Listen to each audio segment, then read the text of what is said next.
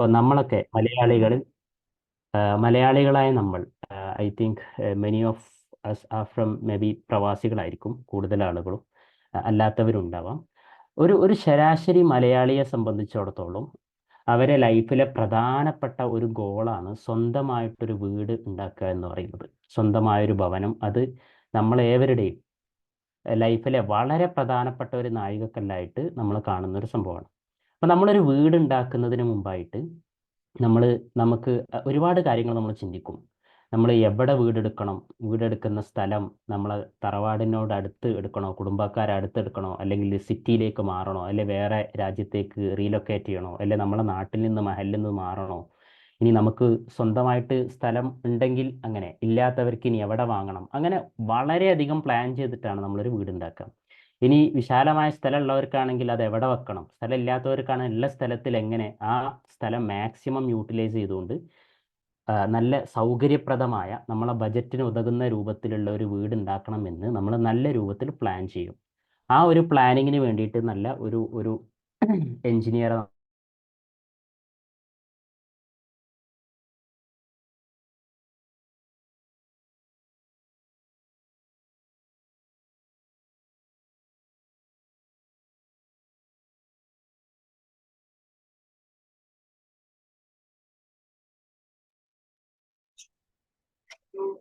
Video stuck ആയിട്ടുണ്ട്.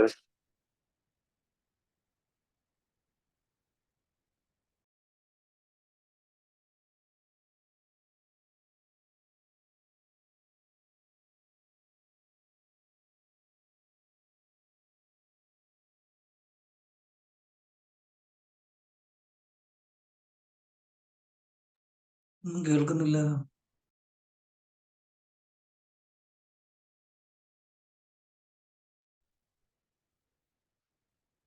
Sorry, എൻ്റെ connection ഒന്ന് ഡിസ്റപ്റ്റ് എന്താ സംഭവിച്ചറിയില്ല. എനിവേ, ഇപ്പോൾ കേൾക്കാമല്ലേ? Let me just come back.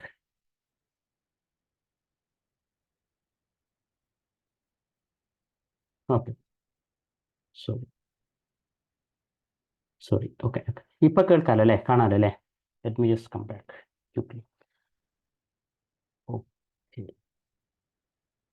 Okay, all right. അപ്പോൾ ഞാൻ പറഞ്ഞത്, നമ്മളെ ലൈഫിൽ പ്ലാനിങ്ങിന് വളരെയധികം ഇമ്പോർട്ടൻസ് നമ്മൾ കൊടുക്കുന്നുണ്ട്. അപ്പോൾ ഒരു എക്സാമ്പിൾ പറഞ്ഞാണ്, ഒരു ശരാശരി മലയാളികൾ നമുക്ക് അത് ഈസിലി റിലേറ്റ് ചെയ്യാൻ പറ്റുന്ന ഒരു പോയിന്റാണ്. പക്ഷെ അതേസമയം നമ്മളെ ലൈഫ് ലോങ് ആയിട്ട് വരുന്ന ഒരുപാട് കാര്യങ്ങൾ, നമ്മളെ ലൈഫിനെ കംപ്ലീറ്റ് ആയിട്ട് നമ്മൾ പ്ലാൻ ചെയ്യാൻ വേണ്ടിയിട്ട് നമ്മളൊരു പേഴ്സണൽ ഫൈനാൻസ് അല്ലെങ്കിൽ ഒരു ഫൈനാൻഷ്യൽ പ്ലാനിങ് ഒരു പക്ഷേ നമ്മൾ അത്ര സീരിയസ് ആയിട്ട് നമ്മിൽപ്പെട്ട പല ആളുകളും അതിനെ കാണാറില്ല എന്നുള്ളതാണ് വസ്തുത. നമ്മളെ ശരിക്കും നമുക്ക് ഫൈനാൻഷ്യൽ മേഖലയിൽ എക്സ്പെർട്ടീസ് ഇല്ലെങ്കിൽ എത്ര ആളുകൾ ഒരു ഫൈനാൻഷ്യൽ അഡ്വൈസറെ സമീപിച്ചിട്ടുണ്ടാവും ജീവിതത്തിലെ പ്രധാനപ്പെട്ട തീരുമാനങ്ങൾ എടുക്കുമ്പോൾ? നമുക്കൊരു ഫൈനാൻഷ്യൽ പ്ലാനുകൾ എത്ര ആളുകൾ ഇതിൽ ഉണ്ടാക്കിയിട്ടുണ്ടാവും? നമ്മുടെ വ്യക്തി ജീവിതം, നമ്മുടെ കുടുംബ ജീവിതം, ഇതൊക്കെ എന്ന് പറയുന്നത് ഫൈനാൻസ് റിലേറ്റഡ് ആണ്. ഫൈനാൻസ് ഇല്ലാതെ നമ്മുടെ ലൈഫ് മുന്നോട്ട് പോവുകയില്ല. നമ്മളൊരു വീട് വെക്കാൻ വേണ്ടിയിട്ട് ഭയങ്കരമായ പ്ലാനിങ് നടത്തുന്നുണ്ട്, പക്ഷെ നമ്മളെ entire life is actually needs to be planned. Financial planning എന്ന് പറയുന്നത് അത്രയും ഇമ്പോർട്ടൻ്റ് ആണ്. പക്ഷെ നമ്മളാരും അതിന് ആ രൂപത്തിലുള്ള ഇമ്പോർട്ടൻസ് കൊടുത്തിട്ട് നമ്മളതിനെ കാണാറില്ല എന്നുള്ളതാണ്. ഓക്കെ, അതിൻ്റെ ഡീറ്റെയിൽ ആയ ഡിസ്കഷനിലേക്ക് വരാം. അപ്പോൾ ഇന്നത്തെ ഒരു പ്രസൻറ്റേഷനിൽ ഞാൻ ഉദ്ദേശിക്കുന്നത്, ഇസ്ലാമിക് ഫൈനാൻഷ്യൽ പ്ലാനിങ്ങിൽ ഉദ്ദേശിക്കുന്നത് എന്ന് പറയുന്നത് ഒരു ഡീപ്പായ ഒരു ഫിഖ്ഹി ടൈപ്പ് ഓഫ് ഡിസ്കഷൻ അല്ല, അതായത് ഒരു പണ്ഡിതോചിതമായ ചർച്ചയല്ല, വളരെ വിശദമായിട്ട് ടെക്നിക്കൽ ടേംസ് ഒക്കെ ഉപയോഗിച്ചിട്ട് ഉള്ള ഒരു ചർച്ചയല്ല. കാരണം ഞാൻ മനസ്സിലാക്കുന്ന ഓഡിയൻസിൽ ഒരുപാട് ആളുകൾ അത്ര ഇസ്ലാമിക പാണ്ഡിത്യം ഉള്ളവരാവില്ല. അപ്പോൾ കുറച്ചുകൂടെ നമ്മുടെ ഡേ ടു ഡേ ലൈഫിൽ റിലേറ്റ് ചെയ്യാൻ പറ്റുന്ന എക്സാമ്പിൾസ് ഉപയോഗിച്ചുകൊണ്ട് നമ്മൾ ഒരു ഇസ്ലാമികമായ രൂപത്തിൽ ഒരു ഫൈനാൻഷ്യൽ പ്ലാനിങ് എങ്ങനെ ചെയ്യാമെന്ന് ബ്രീഫായിട്ട് പ്രസൻറ്റ് ചെയ്യാൻ വേണ്ടിയിട്ടാണ് ഞാൻ ഉദ്ദേശിക്കുന്നത്. അപ്പോൾ ഡീപ്പായിട്ട് ഒരു മസലാപരമായിട്ടോ ഫിഖ്ഹിപരമായിട്ടൊക്കെ ചർച്ച നമ്മൾ ആഗ്രഹിക്കുന്നുണ്ടെങ്കിൽ ഇൻഷാ അള്ളാ we can do it outside the discussion. അപ്പം ബ്രീഫായിട്ട് ഞാനത് ജസ്റ്റ് പറയാം. Okay, sorry. ഓക്കെ, അപ്പോൾ നമുക്കൊക്കെ അറിയാം പേഴ്സണൽ ഫൈനാൻസ് എന്ന് പറഞ്ഞാൽ എന്താ? നമ്മളെ മൊത്തത്തിലൊരു വ്യക്തിയുടെ അല്ലെങ്കിൽ നമ്മളൊരു കുടുംബത്തിൻ്റെ ഫൈനാൻഷ്യൽ ആക്ടിവിറ്റീസ് കംപ്ലീറ്റ് നമ്മൾ മാനേജ് ചെയ്യുക, അതിനെയാണ് നമ്മൾ പേഴ്സണൽ ഫൈനാൻസ് എന്ന് പറയുന്നത്. അപ്പം അതിൻ്റെ ഭാഗമായിട്ട് നമ്മൾ ബജറ്റ് ചെയ്യേണ്ടി വരും. നമുക്ക് ഒരു മാസം ഒരു ഹൗസ് ഹോൾഡിന് എത്ര ചിലവ് വരും, നമ്മളെ വീട്ടിൽ വീട്ടിലെ ചെലവുകൾ, കുട്ടികളുടെ വിദ്യാഭ്യാസം, അതുപോലെ പ്രായമായ മാതാപിതാക്കൾ ഉണ്ടെങ്കിൽ അവരുടെ ആശുപത്രി, ആരോഗ്യം, അതുമായി ബന്ധപ്പെട്ട എല്ലാ കാര്യങ്ങളും, വിനോദം, ഒരുപാട് കാര്യങ്ങൾ അതിൽ വരുന്ന ഒരു സംഭവമാണ്. അപ്പം നമുക്ക് കിട്ടുന്ന സാലറി അല്ലെങ്കിൽ വരുമാനം അല്ലെങ്കിൽ നമ്മളെ ഇൻകം, അതിൽ നിന്നും നമ്മൾ എക്സ്പെൻസുകൾ മാറ്റി വെച്ചിട്ടാണ് നമുക്ക് സേവിങ്സ് ഉണ്ടാവുക, റൈറ്റ്? അപ്പം നമ്മൾ ഈ സേവ് ചെയ്യുന്ന പൈസ കൊണ്ടാണ് നമ്മൾ ഭാവിയിൽ എന്തെങ്കിലും നിർമ്മാണങ്ങൾ നമുക്ക് ചെയ്യാൻ പറ്റുക, ഇൻവെസ്റ്റ് ചെയ്യാൻ പറ്റുക. നമ്മൾ കിട്ടുന്ന നോർമലി കൂടുതൽ ആളുകൾ നമ്മളൊക്കെ ജോലി ചെയ്യുന്ന ആളുകളായിരിക്കും. അപ്പം മന്ത്ലി ഒരു സാലറി ഉണ്ടാവും, അല്ലെങ്കിൽ നിത്യമായിട്ട് ഡെയിലി വേജ് ആയിട്ട് വർക്ക് ചെയ്യുന്നവരാണെങ്കിൽ, അല്ലെങ്കിൽ ബിസിനസ് ചെയ്യുന്ന ആളുകളാണെങ്കിൽ അവർക്ക് ബിസിനസ്സിന് ഒരു ഇൻകം ഉണ്ടാവും. അപ്പം അവരുടെ പേഴ്സണൽ ആൻഡ് ഹൗസ് ഹോൾഡ് എക്സ്പെൻസുകൾ മാറ്റി കഴിഞ്ഞു വരുന്ന സേവിങ്സ്, ആ സേവിങ്സ് അക്യുമുലേറ്റ് ചെയ്തിട്ടാണ് നമ്മളൊരു അസറ്റ് ക്രിയേറ്റ് ചെയ്യുക. അപ്പോൾ നമ്മൾ പേഴ്സണൽ ഫൈനാൻസിൻ്റെ പ്രധാനപ്പെട്ട ഭാഗങ്ങൾ എന്ന് പറയുന്നത്, നമുക്ക് ഒരു ബജറ്റിംഗ് ഉണ്ടായിരിക്കണം. sorry.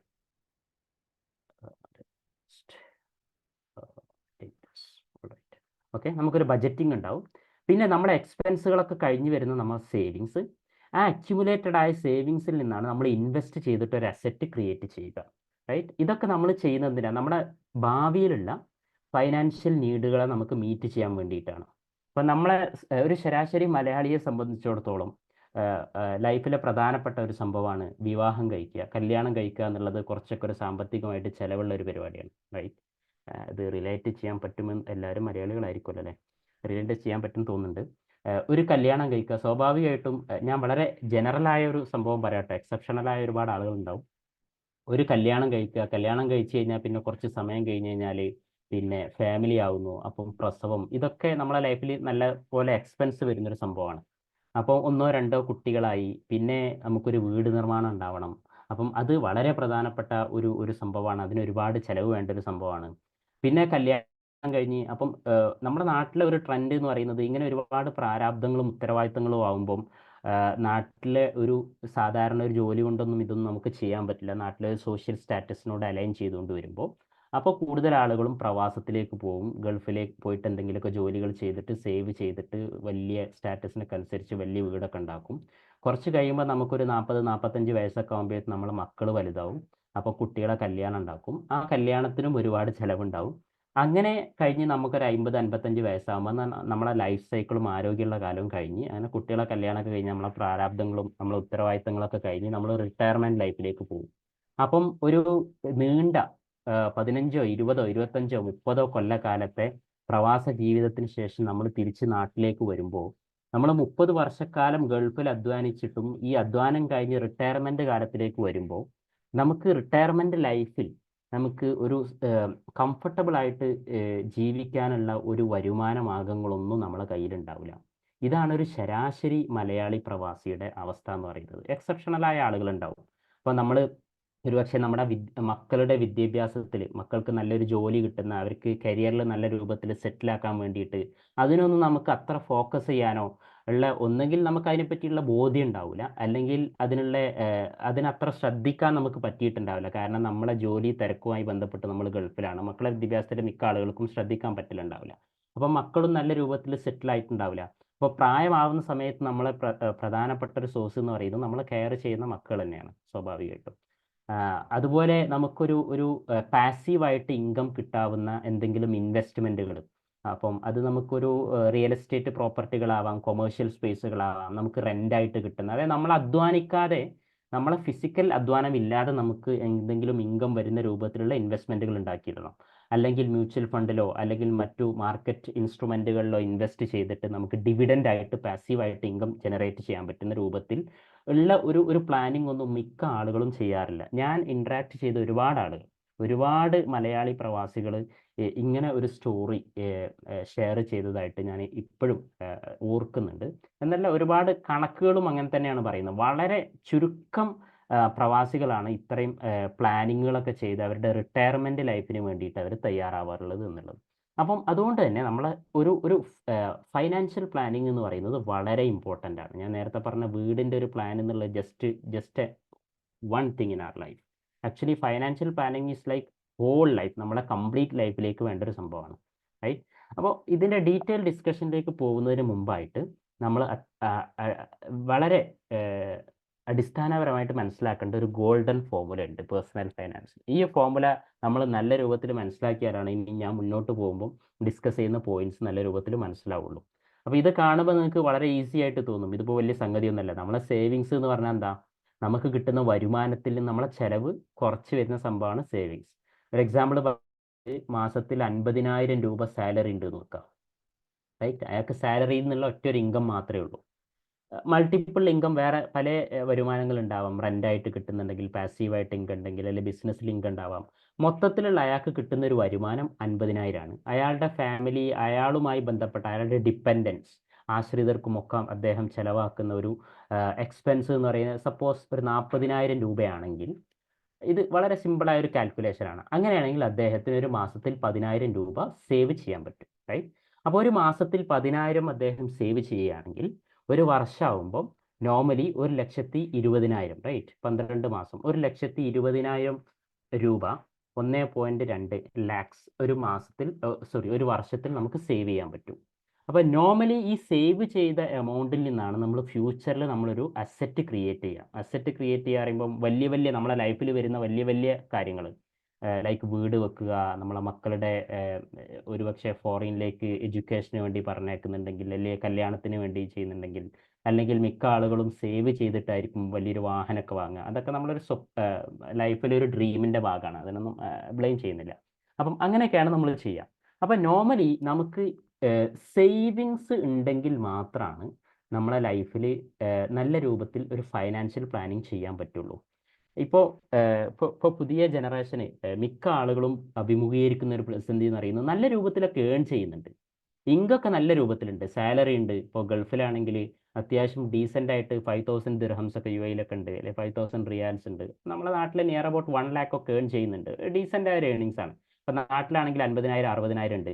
പക്ഷെ എന്താ അറിയില്ല, അവർക്ക് സേവ് ചെയ്യാൻ കഴിയുന്നില്ല. 1,00,000 ഈ സാലറി ഉണ്ട്, പക്ഷെ മാസം അവസാനം വരുമ്പോൾ എല്ലാ EMI-കളും അടവും അതും ഇതൊക്കെ കഴിഞ്ഞിട്ട് സേവ് ചെയ്യാൻ അവർക്ക് കഴിയുന്നില്ല. അപ്പോൾ ഇത് എല്ലാവരും നേരിടുന്ന ഒരു പ്രതിസന്ധി. അതിന് കാരണം എന്താ, നമ്മുടെ നാട്ടിലെ എക്സ്പെൻസുകൾ വളരെയധികം കൂടി. പ്രത്യേകിച്ചും ഈ കൊറോണയ്ക്ക് ശേഷം, 2020-ന് ശേഷം, 20, 21, 22-ന് ശേഷം നമ്മൾ അവശ്യ വസ്തുക്കളുടെ വിലകൾ ഭയങ്കരമായിട്ട് കൂടിയിട്ടുണ്ട്. ചിലപ്പോൾ നമുക്കത് റെക്കഗ്നൈസ് ചെയ്യാൻ പറ്റൂല.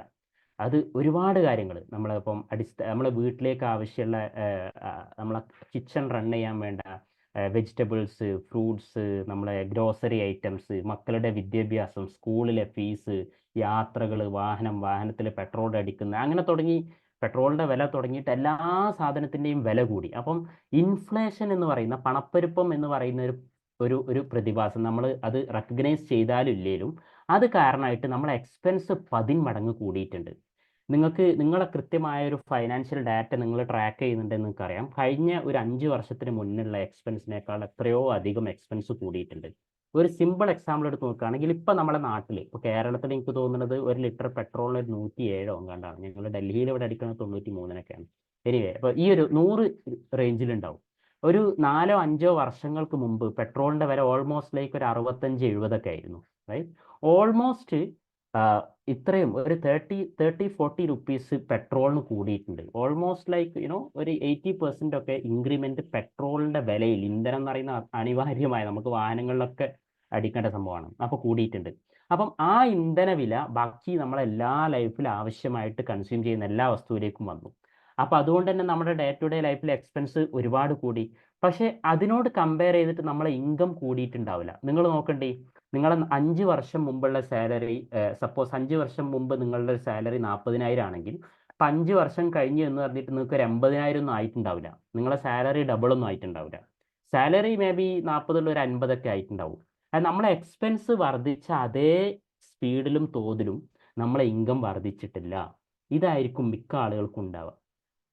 പുറമെ നമുക്ക് അനവധി എക്സ്പെൻസുകൾ ഉണ്ടായിട്ടുണ്ടാവും. നമുക്ക് നേരത്തെ ഇല്ലാത്ത എക്സ്പെൻസുകൾ ഉണ്ടാവും. സ്വാഭാവികമായിട്ടും നമ്മളെ ഫാമിലി വലുതാവുമ്പോൾ നമുക്ക് നേരത്തെ 1 കുട്ടിയുള്ളൂ, 2 കുട്ടിയായി, ഇല്ലേ 3 കുട്ടിയായി. കുട്ടികൾ വലുതാവുമ്പം അവരെ ആരോഗ്യം, ഹോസ്പിറ്റല്, മരുന്ന്, പിന്നെ ഓഫ് കോഴ്സ് മാതാപിതാക്കൾ പ്രായമാവും, അവരുടെ മരുന്ന്, അവരുടെ ഹോസ്പിറ്റൽ, പിന്നെ വിദ്യാഭ്യാസം, പിന്നെ വീട് വെക്കൽ, അങ്ങനെ ഒരുപാട് എക്സ്പെൻസുകൾ നമുക്ക് കൂടുകയും ചെയ്യും.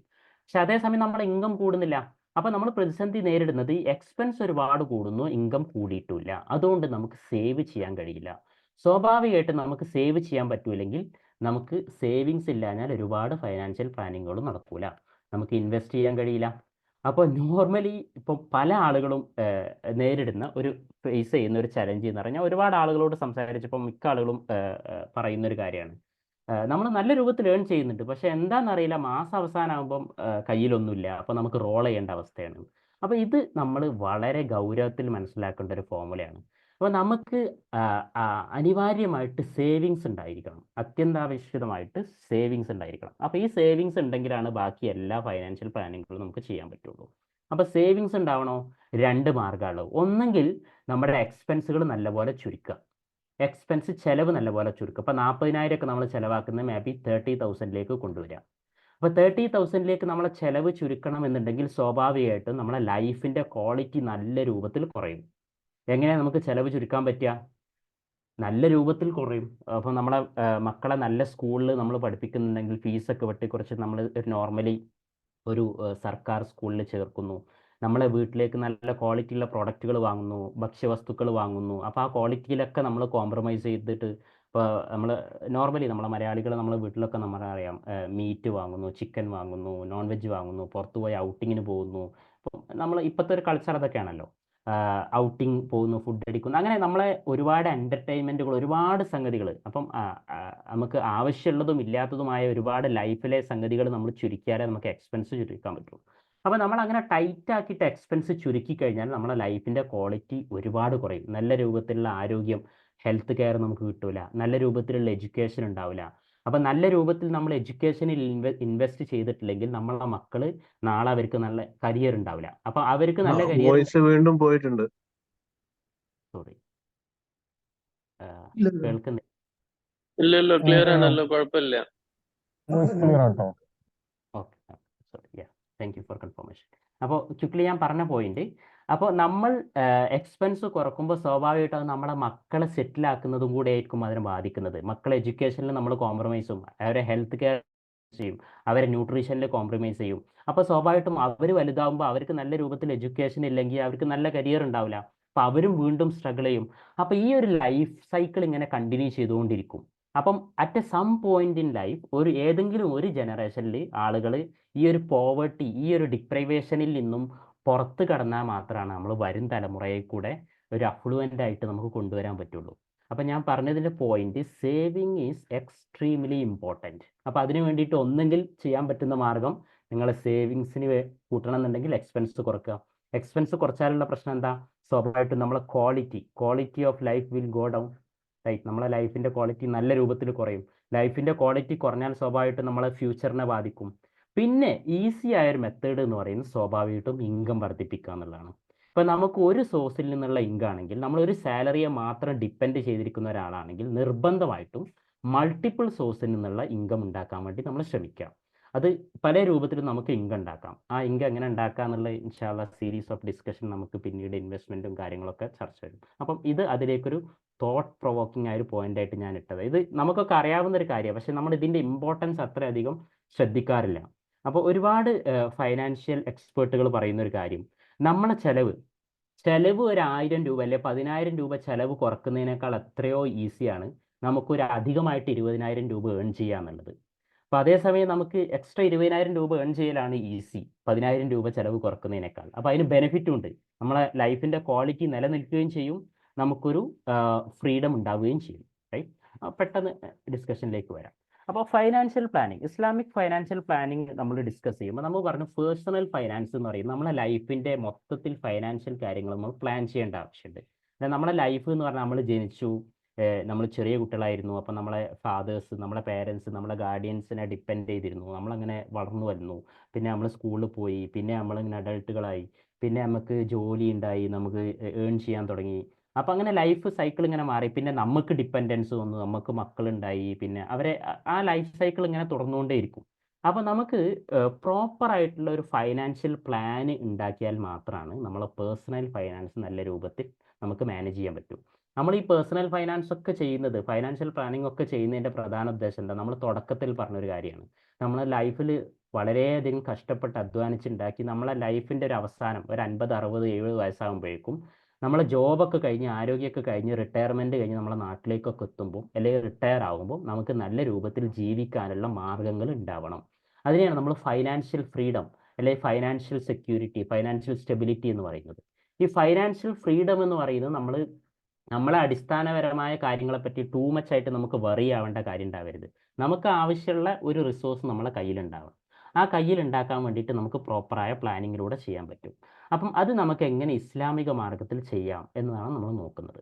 പ്രോപ്പർ ഓഫ് കോഴ്സ് ഫൈനാൻഷ്യൽ പ്ലാനിങ്ങിന് ഒരുപാട് കോഴ്സുകളുണ്ട്. പക്ഷെ നമ്മൾ എന്ന് പറയുന്നത് നമ്മൾ വിശ്വാസികളാണ്. നമുക്ക് ഹലാലായ മാർഗത്തിലൂടെ സമ്പാദിക്കണം. നമ്മളെ സമ്പാദ്യങ്ങൾ മൊത്തം ഹലാലായിരിക്കണം. അപ്പം ഹലാലായ രൂപത്തിൽ സമ്പാദിച്ചിട്ട് അതിലൂടെ നമ്മളെ കുടുംബത്തെ വളർത്തണം, നമ്മളെ മക്കളെ വളർത്തണം, നമുക്ക് ഭാവി ഉണ്ടാകണം എന്ന് ആഗ്രഹിക്കുന്ന വിശ്വാസികളാണ് നമ്മൾ. അപ്പോൾ നമ്മൾ ജനറലായിട്ട് ഒരുപാട് കാര്യങ്ങൾ നമ്മൾ അവോയ്ഡ് ചെയ്യണം. ഒരുപാട് കാര്യങ്ങളിൽ നമ്മൾ മാറി നിൽക്കണം.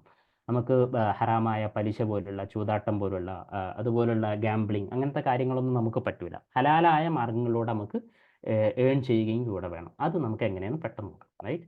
അപ്പം ഫൈനാൻഷ്യൽ പ്ലാനിങ്ങിന് ഒരുപാട് കാര്യങ്ങൾ ശരിക്കും ഫൈനാൻഷ്യൽ എക്സ്പേർട്ടുകൾ പറയുന്നുണ്ട്. ഒന്ന് ഫസ്റ്റായിട്ട് വേണ്ടത് നമുക്കൊരു ഫൈനാൻഷ്യൽ ഗോൾ സെറ്റ് ചെയ്യുക എന്നുള്ളതാണ്. അപ്പം എന്ത് അച്ചീവ് ചെയ്യണമെങ്കിലും നമുക്കൊരു ഗോൾ ഉണ്ടായിരിക്കണം. ഗോളിനെ സംബന്ധിച്ച് സിമ്പിളായിട്ട് പറയുന്നത് നമ്മളെ ഗോൾ എന്താ? സ്മാർട്ടായിരിക്കണം. സ്മാർട്ടായിരിക്കുക എന്ന് പറഞ്ഞാൽ സ്പെസിഫിക് ആയിരിക്കണം. നമ്മളെ ലൈഫിൽ നമുക്ക് ഒരുപാട് സ്പെസിഫിക് ആയ ഗോളുണ്ട്. അപ്പോൾ ഞാൻ നേരത്തെ പറഞ്ഞ പോലെ ഒരു ശരാശരി മലയാളിക്ക് വീട് വെക്കുക എന്നുള്ളത് പ്രധാനപ്പെട്ട ഒരു ഗോളാണ്. ഞാൻ എന്തുകൊണ്ട് ശരാശരി മലയാളി എന്ന് പറയുന്നത് വെച്ചാൽ, നിങ്ങൾ ഇന്ത്യയിൽ തന്നെ വേറെ ഒരുപാട് സ്ഥലങ്ങളിൽ യാത്ര ചെയ്ത ആളുകൾക്കറിയാം. ഇന്ത്യയിലെ വേറെ പല സ്ഥലങ്ങളിലും ആളുകൾക്ക് വീട് എന്ന് പറയുന്നത് ഭയങ്കര ഒരു ക്രേസ് ഒന്നുമല്ല. ഇപ്പം 1,00,000 രൂപ സമ്പാദ്യമുള്ള ആളുകൾക്ക് അയാൾക്ക് അങ്ങനെയുള്ള ഒരു വീടേ ഉണ്ടാവുള്ളൂ. വീട് ഭയങ്കര ഒരു സംഭവമൊന്നുമില്ല. ഇപ്പം തെക്കൻ കേരളത്തിലേക്ക് പോയാൽ തന്നെ നമ്മളെ കമ്മ്യൂണിറ്റി അല്ലാത്തൊരു ടീമിന് അവർക്ക് വീട് എന്ന് പറയുന്നത് ഭയങ്കര ഒരു കൊട്ടാരം ഉണ്ടാക്കേണ്ട ആവശ്യമൊന്നുമില്ല. അവരെ മക്കളെ വിദ്യാഭ്യാസത്തിലാണ് ഫോക്കസ് ചെയ്യുക. അപ്പോൾ അവർക്ക് മക്കൾക്ക് കോളേജിൽ എവിടെയാണ് അഡ്മിഷൻ കിട്ടുക, ആ സ്ഥലത്ത് പോയിട്ട് അവിടെ വാടകയ്ക്ക് അവർ വീടെടുത്ത് താമസിക്കും. പക്ഷെ നമ്മളങ്ങനെയല്ലല്ലോ. നമ്മൾ വലിയ വീട് അവിടെ നാട്ടിൽ ഉണ്ടാക്കിയിടും. പിന്നെ നമുക്ക് ആ വീട് ഉണ്ടാക്കിയത് കൊണ്ട് ആ വീടിനെ അവിടെ സംരക്ഷിക്കണം. അപ്പോൾ നമുക്ക് നാട് വിട്ട് വേറെ സ്ഥലത്തേക്ക് ജോലിക്ക് പോകാൻ പറ്റില്ല. നമ്മളെ മക്കളെ വേറെ സ്ഥലത്തേക്ക് അയക്കാൻ കഴിയില്ല. അപ്പോൾ ആ വീടിനെ ചുറ്റിപ്പറ്റി തന്നെ നമുക്ക് നിൽക്കണം. പക്ഷെ നമ്മളെ നാട്ടിലാണെങ്കിൽ ഒരു ഇക്കണോമിക് ഓപ്പർച്യൂണിറ്റി ഉണ്ടാവില്ല, നല്ല ബിസിനസ് ചെയ്യാൻ ഓപ്പർച്യൂണിറ്റി ഉണ്ടാവില്ല, നല്ല ജോലിക്കുള്ള ഓപ്പർച്യൂണിറ്റി ഉണ്ടാവില്ല. അപ്പോൾ നമ്മൾ വലിയൊരു വീട് ഉണ്ടാക്കിയത് കൊണ്ട് ആ വീട് ഇനി അടച്ചിട്ട് പോകാനും പറ്റില്ല. അപ്പം അങ്ങനെയുള്ളൊരു പ്രശ്നം ഞാൻ പറയാൻ കാരണം അത് വേറെ കൾച്ചറുമായിട്ട് നമ്മൾ റിലേറ്റ് ചെയ്യുമ്പോൾ മനസ്സിലാക്കും. അപ്പോൾ സ്പെസിഫിക് ആയിരിക്കുന്ന ഗോൾ ഉണ്ടായിരിക്കണം, നമുക്കത് മെഷർ ചെയ്യാൻ പറ്റണം, നമുക്ക് അച്ചീവ് ചെയ്യാൻ പറ്റിയിരിക്കണം. ഓഫ് കോഴ്സ് റെലവൻ്റ് ആയിരിക്കണം, ടൈം ബൗണ്ടഡ് ആയിരിക്കണം. ഇങ്ങനെ നോർമലി നമ്മൾ ഗോളിനെ സെറ്റ് ചെയ്യാം. പെട്ടെന്ന് പറഞ്ഞു പോകാം, റൈറ്റ്? അപ്പം ഞാൻ നേരത്തെ പറഞ്ഞ പോലെ ഒരു മലയാളിയുടെ ലൈഫ് എന്ന് പറയുന്ന അത്രയും ചുരുങ്ങിയ കാര്യങ്ങളിൽ മാത്രം, ലൈക്ക് ഒരു കല്യാണം കഴിക്കുക, പിന്നെ പെണ്ണുങ്ങളെ പ്രസവം, മക്കളാവുക, വീടുണ്ടാക്കുക, ഒരു വണ്ടി വാങ്ങുക. സ്വാഭാവികമായിട്ടും പലർക്കും ഡ്രീമാണ്. മിക്ക ആളുകൾക്കും ഒരു വാഹനം വാങ്ങുക, ഒരു കാർ വാങ്ങുക എന്നൊക്കെ പറയുന്ന ഒരു സ്വപ്നമാണ്. അത് അച്ചീവ് ചെയ്യാൻ പറ്റാറില്ല. കാരണം ലൈഫിൽ അത്രയും റെസ്പോൺസിബിലിറ്റീസ് ഉണ്ടാവും. നോർമൽ കേസിലാണ് കേട്ടോ പറയുന്നത്. പിന്നെ നമ്മൾ കുറച്ചുകൂടെ പ്രായമാകുമ്പം മക്കളെ കല്യാണം കഴിപ്പിക്കണം. അപ്പം അതിന് വേണ്ടിയിട്ട് ഒരുപാട് അക്യുമുലേറ്റ് ചെയ്യണം, കടം വാങ്ങണം, പിന്നെ ആ കടം വീട്ടണം. അങ്ങനെ ലൈഫ് അങ്ങനെ കഴിഞ്ഞു പോകും. അപ്പം അതിലൊക്കെ നമ്മൾ പലപ്പോഴും വേണ്ടത്ര ഇമ്പോർട്ടൻസ് കൊടുക്കാത്തൊരു സംഭവമാണ് നമ്മളെ കുട്ടികളുടെ വിദ്യാഭ്യാസം, കുട്ടികളുടെ ആരോഗ്യം. വീട് വെക്കുന്നുണ്ട് നാട്ടിൽ, നമ്മളെ മറ്റാളുകൾക്കിടയിൽ നമുക്ക് ഷോ ഓഫ് വേണം, വലിയ വലിയ രൂപത്തിൽ കല്യാണം, വലിയ പരിപാടികൾ നടത്തുന്നുണ്ട്. നമ്മളെ ബജറ്റിലൊന്നും ഒതുങ്ങിക്കൊള്ളണമെന്നുണ്ടാവില്ല. പക്ഷെ നമ്മൾ കടം വാങ്ങിയിട്ട്, ഞാൻ പറയുന്നത് ഞാൻ അടക്കമാണ് കേട്ടോ, അത് സെൽഫ് ക്രിറ്റിസിസം ആണ്, നമ്മൾ സ്വന്തത്തെ വിലയിരുത്താൻ കൂടിയാണ് പറയുന്നത്. ആരെയും പെർട്ടിക്കുലർലി ഉദ്ദേശിച്ചിട്ടല്ല. നമ്മൾ മലയാളികൾ പൊതുവിൽ കണ്ടുവരുന്ന ഒരു സംസ്കാരത്തെ, ഞാനടക്കം ഉള്ള ഒരു സമൂഹത്തിനെ ഞാൻ പറയുന്നത്, നമ്മൾ മാറി ചിന്തിക്കണം എന്നാണ് പറയുന്നത്, റൈറ്റ്? പക്ഷെ അതുപോലെ ചിൽഡ്രൻസിൻ്റെ എഡ്യൂക്കേഷനിൽ നമ്മൾ അത്ര ഫോക്കസ് ചെയ്യാറില്ല. അതുപോലെ നമ്മുടെ തന്നെ റിട്ടയർമെൻറ്റിന് വേണ്ടിയിട്ട് നമുക്ക് എല്ലാ കാലം ഇത്ര ആരോഗ്യം ഉണ്ടാവില്ല. നമ്മളെ ബുദ്ധിയും ശരീരവും ഒന്നും അത്ര വർക്ക് ചെയ്യില്ല. ഒരു 50-55 വയസ്സ് 60 വയസ്സൊക്കെ കഴിഞ്ഞ് കഴിഞ്ഞാൽ പ്രൈവറ്റ് സെക്ടറിലൊക്കെ വർക്ക് ചെയ്യുന്ന ആളുകളാണെങ്കിൽ സ്വാഭാവികമായിട്ടും എംപ്ലോയേഴ്സ് നമ്മളെ ഫയർ ചെയ്യും. കാരണം നമുക്ക് പ്രൊഡക്റ്റീവായിട്ട് വർക്ക് ചെയ്യാൻ പറ്റില്ല. അപ്പോൾ നമ്മൾ ജോലിയൊക്കെ നിർത്തി നമുക്ക് റിട്ടയർ ആവേണ്ടി വരും. അപ്പോൾ ആ സമയത്തേക്ക് നമുക്ക് ജീവിക്കാനുള്ള ഒരു മാർഗ്ഗങ്ങളൊന്നും മിക്ക ആളുകളും ഉണ്ടാക്കി വെക്കാറില്ല എന്നുള്ളതാണ്. അപ്പോൾ നമുക്ക് ഗോൾ സെറ്റ് ചെയ്യണം. അപ്പോൾ ഗോൾ സെറ്റ് ചെയ്തതിന് ശേഷം നമുക്ക് കൃത്യമായൊരു ബജറ്റിംഗ് ഉണ്ടായിരിക്കണം. ബജറ്റിംഗ് ഞാൻ നേരത്തെ പറഞ്ഞു, നമ്മുടെ ഒരു വ്യക്തിപരമായിട്ടുള്ള ബജറ്റിംഗ് ആണെങ്കിലും അല്ലെങ്കിൽ നമ്മുടെ ഹൗസ് ഹോൾഡിൻ്റെ ബജറ്റിംഗ് ആണെങ്കിലും നമുക്ക് കൃത്യമായിട്ട് എത്ര വരുമാനമുണ്ട്, കൃത്യമായിട്ട് എത്ര എക്സ്പെൻസ് ഉണ്ട്, നമ്മളെ വീട്ടിൽ ഒരു മാസത്തിൽ കൃത്യമായിട്ട് എത്ര എക്സ്പെൻസ് ഉണ്ടെന്ന് നമുക്ക് കൃത്യമായ ധാരണ ഉണ്ടായിരിക്കണം. എവിടേക്കാണ് നമ്മൾ സ്പെൻഡ് ചെയ്യുന്നത്. അപ്പം അവിടെ നമ്മൾ ശ്രദ്ധിക്കേണ്ടത് എന്ന് പറയുന്നത്, നമ്മുടെ ഫൈനാൻഷ്യൽ ഗോൾ, നമ്മുടെ സാമ്പത്തിക ലക്ഷ്യങ്ങളുമായിട്ട് യോജിച്ച് വരുന്ന രൂപത്തിലേ നമ്മൾ സ്പെൻഡ് ചെയ്യാൻ പറ്റൂ. നമ്മൾ ഇപ്പം ഇന്ന് കിട്ടിയ ശമ്പളം മൊത്തം, ഈ മാസത്തെ ശമ്പളം മൊത്തം അങ്ങോട്ട് സ്പെൻഡ് ചെയ്തു, ഇനി അടുത്ത മാസത്തേക്ക് എന്താണെന്നുള്ള അപ്പം നോക്കണം, ഒരിക്കലും ആകാൻ പാടില്ല. കൃത്യമായൊരു സേവിങ്സ് പ്ലാൻ നമുക്ക് ഉണ്ടായിരിക്കണം. റൈറ്റ്. ഒന്നുകൂടെ അടുത്ത സ്റ്റെപ്പിലേക്ക് പറയുകയാണെങ്കിൽ ശരിക്കും നമ്മൾ സ്പെൻഡ് ആക്കണ്ടേ. ഞാൻ നേരത്തെ പറഞ്ഞു നമ്മുടെ ഇൻകത്തിൽ നിന്നും എക്സ്പെൻസ് കുറച്ചാൽ കിട്ടുന്ന സംഭവമാണ് നമ്മളെ സേവിങ്സ് എന്ന് പറയുന്നത്. കുറച്ചുകൂടെ ശരിക്കും ഫൈനാൻഷ്യൽ എക്സ്പേർട്ടുകൾ പറയുന്നത് നമ്മൾ സേവ് ചെയ്യേണ്ട എമൗണ്ട് ആദ്യം മാറ്റി വെക്കുക, റൈറ്റ്. നമ്മളെ സേവിങ്സിന് ആദ്യം മാറ്റി വെക്കുക, എന്നിട്ട് വരുന്ന എമൗണ്ട് മാത്രമേ നമ്മൾ എക്സ്പെൻസ് ചെയ്യാൻ പറ്റൂ, നമ്മൾ സ്പെൻഡ് ചെയ്യാൻ പറ്റൂ എന്നാണ് പറയുന്നത്. നമ്മളിപ്പോൾ നോർമലി എന്താ ചെയ്യുക, നമുക്ക് 50,000 രൂപ സാലറി ഉള്ള ഒരാളാണെങ്കിൽ നമ്മളെ മാസത്തെ ഒരു ചെലവ് എന്ന് പറയുന്നത് 40,000 ആവാം, ചിലപ്പോൾ 45,000 ആവാം. അപ്പം 40,000 ആണ് നമുക്ക് ചിലവ് വരുന്നതെങ്കിൽ നമുക്ക് ഒരു 10,000 സേവിങ്സ് വരും. ചില മാസം 45,000 ആവാം, ചില മാസം 50,000 60,000 ഒക്കെ ആവാം. അപ്പോൾ എത്ര എക്സ്പെൻസ് കഴിഞ്ഞ് വരുന്നോ ആ വരുന്നതാണ് നമ്മൾ സേവിങ്സ് ആയി വരിക. പക്ഷേ ശരിക്ക് പറയുന്നത് നമ്മളതിനെ റിവേഴ്സ് ആയിട്ട് എടുക്കണം. ഒരാൾക്ക് 50,000 രൂപ സാലറി കിട്ടുന്ന ഒരാളാണെങ്കിൽ ഫസ്റ്റായിട്ടും 10,000 രൂപ മാറ്റി വെക്കുക, നിർബന്ധമായിട്ട് മാറ്റി വെക്കുക. എന്ന് ബാക്കി വരുന്ന അതിന് നമുക്ക് വേണമെങ്കിൽ 2 അക്കൗണ്ട് ഉപയോഗിക്കാം. ഒരു അക്കൗണ്ട് നമ്മൾ സേവിങ്സിന് വേണ്ടി ഉപയോഗിക്കാം, അതിൽ ഗൂഗിൾ പേ എല്ലാ സാധനങ്ങളും മാറ്റി വെക്കാം. എന്നിട്ട് ആ അക്കൗണ്ട് നമ്മൾ വേറെ ഒരു രൂപത്തിലും ടച്ച് ചെയ്യാൻ പറ്റാത്ത രൂപത്തിലുള്ള അക്കൗണ്ട് ആക്കി വെക്കാം, അല്ലെങ്കിൽ വേറെ എന്തെങ്കിലും അസറ്റിലേക്ക് മാറ്റാം. ഓക്കെ. അപ്പോൾ ഈ സേവിങ്സിന് അൺടച്ചബിൾ ആയിട്ട് വെക്കുക. എന്നിട്ട് ബാക്കി വരുന്ന 40,000 രൂപയിൽ നമ്മൾ എക്സ്പെൻസുകളെ ചുരുക്കണം.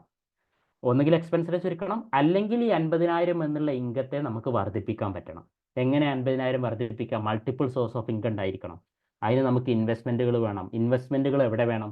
ഏതൊക്കെ അസറ്റുകളിൽ ഇൻവെസ്റ്റ്മെൻറ്റ് ഉണ്ടായിരിക്കണം? റിയൽ എസ്റ്റേറ്റ് വേണോ, ഗോൾഡ് വേണോ, അല്ലെങ്കിൽ ഷെയർ മാർക്കറ്റ് വേണോ, അല്ലെങ്കിൽ മ്യൂച്വൽ ഫണ്ട് വേണോ, അല്ലെങ്കിൽ വാഹനങ്ങൾ വാങ്ങി വിൽക്കണോ, അല്ലെങ്കിൽ ഭൂമി വാങ്ങണോ, അല്ലെങ്കിൽ നമ്മുടെ നാട്ടിലൊക്കെ ഉണ്ടാക്കുന്ന പോലെ ഷോപ്പുകൾ, പീഡിയ റൂമുകൾ, കൊമേഴ്ഷ്യൽ സ്പേസുകൾ, റെൻറ്റബിൾ പ്രോപ്പർട്ടികൾ, വീടുകൾ, അങ്ങനെ എന്ത് വേണമെന്നുള്ളത് നമ്മൾ തീരുമാനിക്കണം.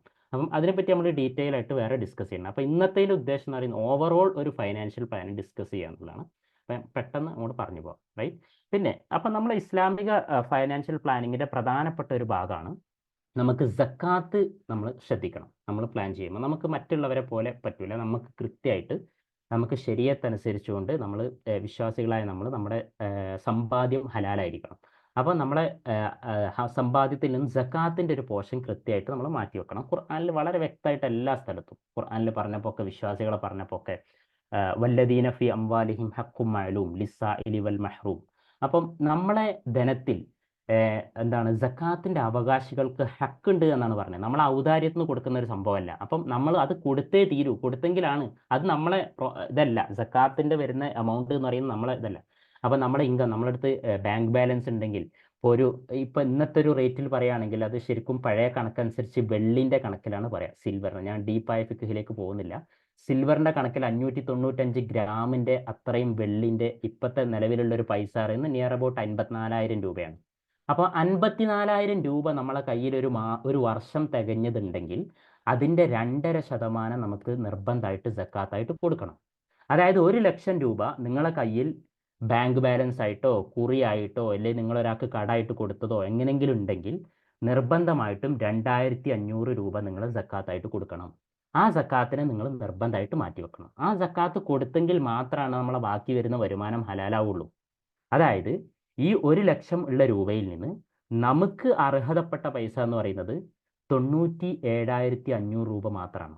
ബാക്കി 2,500 രൂപ എന്ന് പറയുന്നത് പാവപ്പെട്ടവർക്ക് അവകാശപ്പെട്ട ഒരു ഭാഗമാണ്. അത് നമുക്ക് ഉപയോഗിക്കാൻ പറ്റില്ല. അത് ഉപയോഗിച്ച് കഴിഞ്ഞാൽ നമ്മളെ സമ്പാദ്യം നമുക്ക് ഹലാലാവില്ല. അപ്പോൾ നമ്മൾ ഫൈനാൻഷ്യൽ പ്ലാനിൻ്റെ, ഇസ്ലാമിക് ഫൈനാൻഷ്യൽ പ്ലാനിൻ്റെ പ്രധാനപ്പെട്ട ഒരു ഭാഗമാണ് സക്കാത്ത് മാറ്റി വെക്കണം. അപ്പോൾ ഇവിടെ നമുക്ക് ചെയ്യാൻ പറ്റുന്ന, ഫിഖ് അനുസരിച്ച് ചെയ്യാൻ പറ്റുന്ന ഒരു കാര്യമാണ് സക്കാത്ത് എന്ന് പറയുന്നത്. വർഷം തികഞ്ഞാലാണ് നമുക്ക് നിർബന്ധമാവുക.